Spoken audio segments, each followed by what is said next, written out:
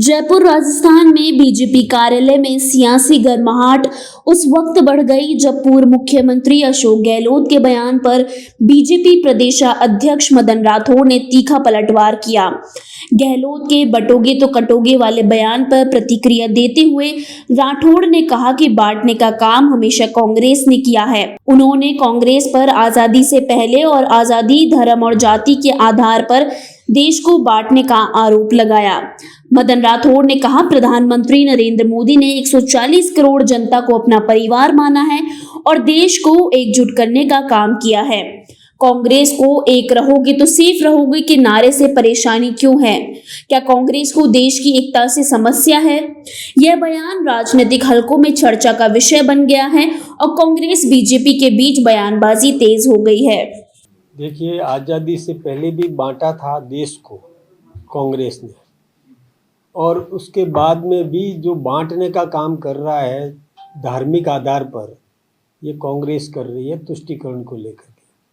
और हमारे देश के प्रधानमंत्री नरेंद्र भाई मोदी जी ने 140 करोड़ जनता को अपना परिवार माना है और उन्होंने कहा है कि एक रहोगे तो सेफ रहोगे।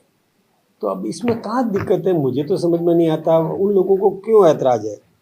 दूसरी बात है कि बटोगे तो कटोगे, तो बटने का मतलब है कि क्यों बांटा जा रहा है। फूट रहेगी तो निश्चित रूप से हानि होनी है। इस बात को समझने की ज़रूरत है। अब कोई किस नज़र से देखता है, नज़रिया सबका अलग अलग है, लेकिन हमारा बहुत क्लियर है, साफ है कि एक रहो, देश की एकता में ही हम सब सुदृढ़ रहेंगे, मजबूत रहेंगे और सुरक्षित रहेंगे। ये बात तो बिल्कुल ठीक है, एक रहोगे तो सेफ रहोगे। कांग्रेस ये भी कह रही है कि बटोगे कटेगी करना चाहिए, पढ़ोगे तो आगे बढ़ोगे, इस तरह के नारे होने चाहिए जो आगे बढ़ाने की बात करे, सबको एक साथ लेने की बात करे, तो किसी को बांटने। नारा लगाओ ना, ठीक नारा लगाओ ना। अब मैं एक बात बताऊं, मुझे अशोक गहलोत जी को कहना है कि राजस्थान के जयपुर में एक वर्ग विशेष का एक मौलवी जिसने अशोक गहलोत जी की मौजूदगी में ये बात कह दी थी कि हम लोग यदि सड़क पर आ गए तो आपकी रूह कांप जाएगी। ये क्या बात है? कैसे अशोक गहलोत जी ने बर्दाश्त कर दिया? तुरंत उठ के क्यों नहीं चल दिए वहाँ से? और वो सुन रहे हैं तो सहमति जाहिर कर रहे हैं क्या? सड़क पर आ जाएंगे तो रूह कांप जाएगी, ये धमकी दे देना।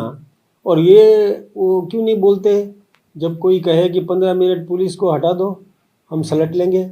और उस बयान को भी वो लोग कुछ नहीं कर रहे हैं, वहाँ प्रतिक्रिया नहीं दे रहे हैं। और हम कह रहे हैं कि एक रहोगे तो सेफ रहोगे, उस पर उनको ऐतराज़ है। क्या वो एक रहने में उनको दिक्कत है क्या? मुझे ये नहीं समझ में आता, ऐसी बात क्यों कह रहे हैं वो। किसी भी राजनेता को इस प्रकार की बात कहना, मैं सोचता हूँ कि शोभा नहीं देता।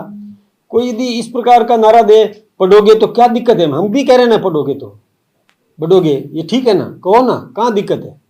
लेकिन एक रहोगे सेफ रहोगे, ऐसी दिक्कत है इनको।